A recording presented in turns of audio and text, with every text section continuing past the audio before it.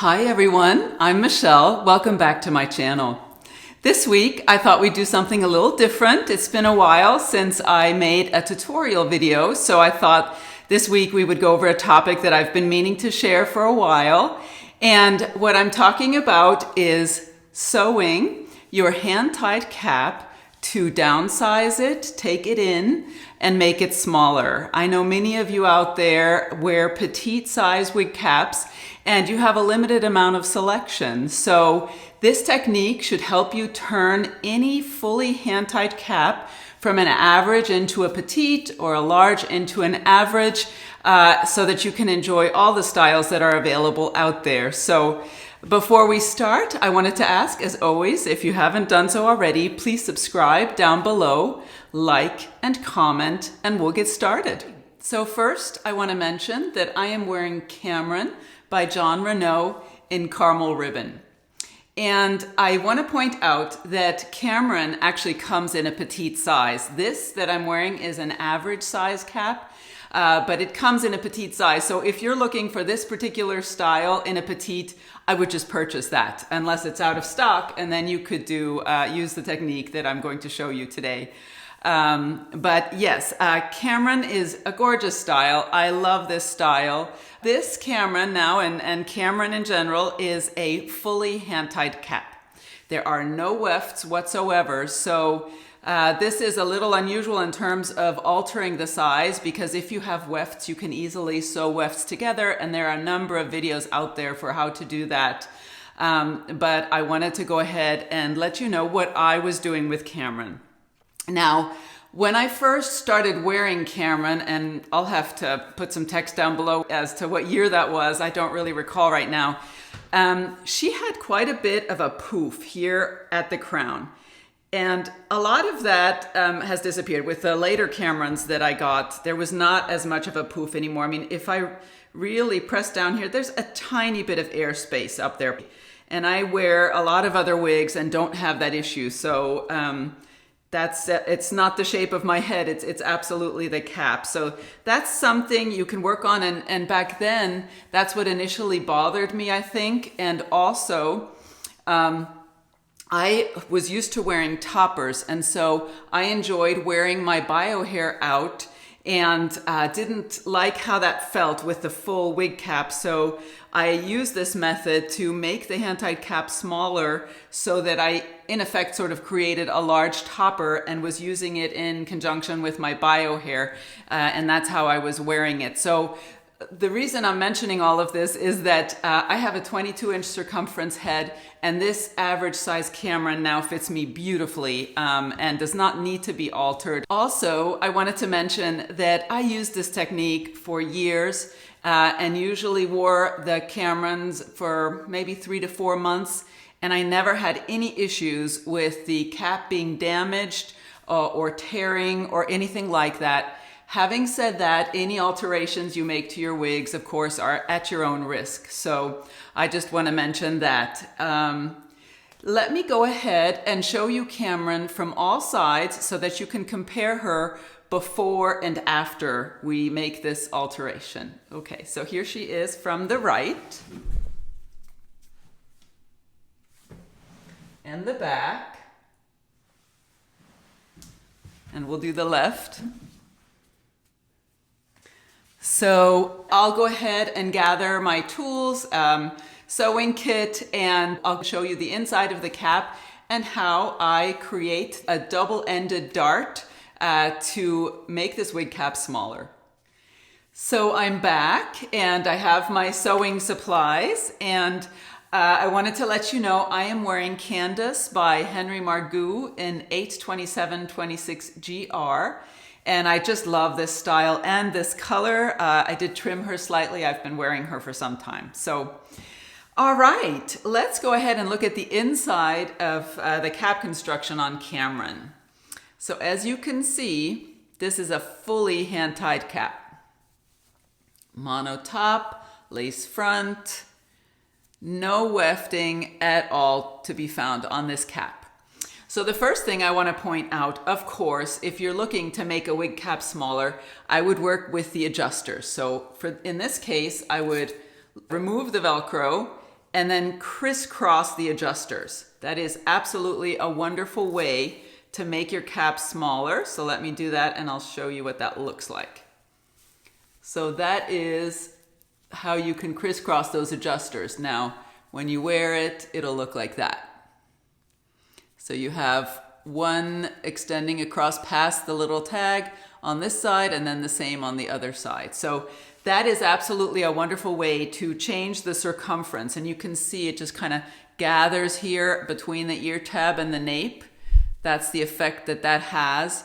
And I think that's wonderful for the circumference, but of course it doesn't affect the cap itself. So that's what we're going to work on. So I'll go ahead and loosen it again because it's easier to sew when you've let those adjusters out all the way. All right, so that's, I moved it back to where it was.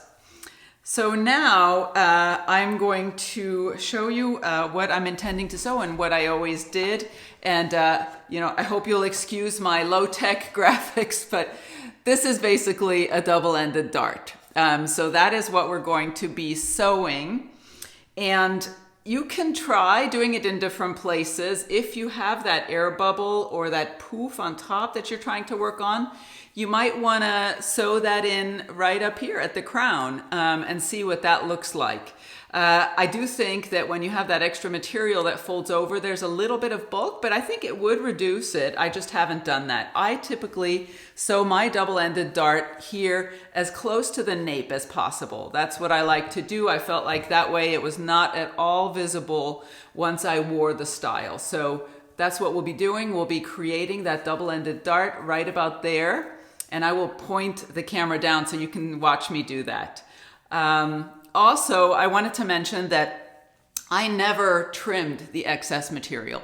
I was always afraid to do that, that it might alter the style. And also, if I didn't like the dart that I had sewn in and the fit afterwards, I absolutely wanted to be able to remove those stitches again and have the cap back where it was. So that's why I did it that way. So let me go ahead and angle the camera down so you can watch what I'm doing. All right, now I have my needle and thread, and I just used a brown color. I would use something close to the fiber color or the cap color. Not that it really will show, but just that's what I like to do. Okay, and so I like to make sure, first of all, that I kind of shake the cap and make sure that the fibers are nice and loose so that I'm not sewing any of the fibers together in an awkward way. So give it a good shake. Also, you could cut the tag off. That might help. That way it won't interfere. And of course, you could mark it with some chalk to show you exactly where you're going to be sewing, but I just kind of eyeball it. So I usually start, as you can see, I folded it. And I'm going to just basically be back stitching across here. I usually start where there's a seam and you have this mesh material here. And I just go ahead and create a couple of stitches, put in a couple of stitches. All right, that's nice and tight. And now I found that these stitches do not need to be tiny at all. You can really do some loose back stitching and that works just fine. So it really takes hardly any time. It's very easy and does not take much time. So now I'm just going to start back stitching here, just across, and create that double-ended dart. And I'll probably put this on a time lapse so you don't have to watch for the whole duration of this process.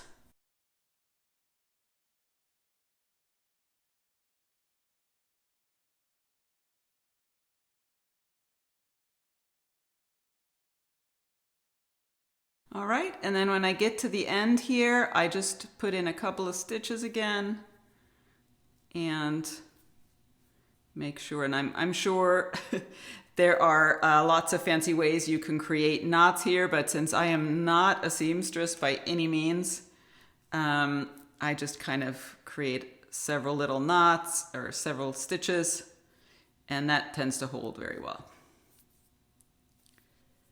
All right. So now you can see this from both sides. Those are the stitches that we've put in. And you can see I actually did go a little off kilter here, but I don't even think that will matter because that's in the lower portion. So it really doesn't need to be perfection, but I could redo this. I just don't think it's necessary. So this is what it looks like. You can see we have this double-ended dart. So what we're going to do now is we are going to whip stitch this down to the cap so that, because what I realized when I first started doing this is what it looks like on this side. If we fold that seam upward, you can see what happens to the fibers. This is the back of the wig. Hopefully it'll show it, yeah. Those fibers then want to stick up if you fold the seam the wrong way. So if you fold it like this, that causes those fibers to stand up and look very unnatural. So what you want to do is you want to take your extra material and you're going to fold it upward this way. And that way you will not have any fibers sticking up. So we'll go ahead and do that. Right, I have my needle and thread again. So now we're going to secure this to the cap and again fold it up away from the tag and just loosely whip stitch it in place. Really, at this point, we're just making sure that this does not fold down and create that strange shape with the fibers pointing upward. So I'll just put in a couple of little stitches, and this can be very loose now. Just really quick stitching, and you can always take it back out and alter it if you need to. So I just make a tiny stitch here in the mesh on both sides and whip stitch that in place. Just make sure that everything is nice and taut, not stretched, but just not folded in any way.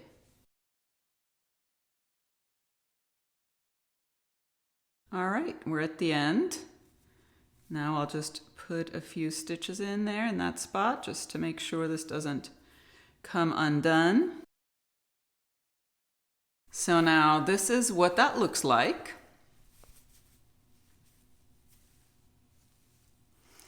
And let's turn it inside out so that you can see how nice and smooth that is. You don't have any funny fibers sticking upward. And I'm going to go ahead and put this on so that you can see what she looks like now on my head with this alteration. So here she is. Cameron is back on my head. And as you can see, she looks pretty much the same from the front. But let's go ahead and look at her from all sides. Here she is from the right. And the back. And the left. Okay, you can see it's a nice shape. There are no funny bulges from that double-ended dart that we put in. Let me go ahead and lift the fibers up and show you how much shorter she is now in the back.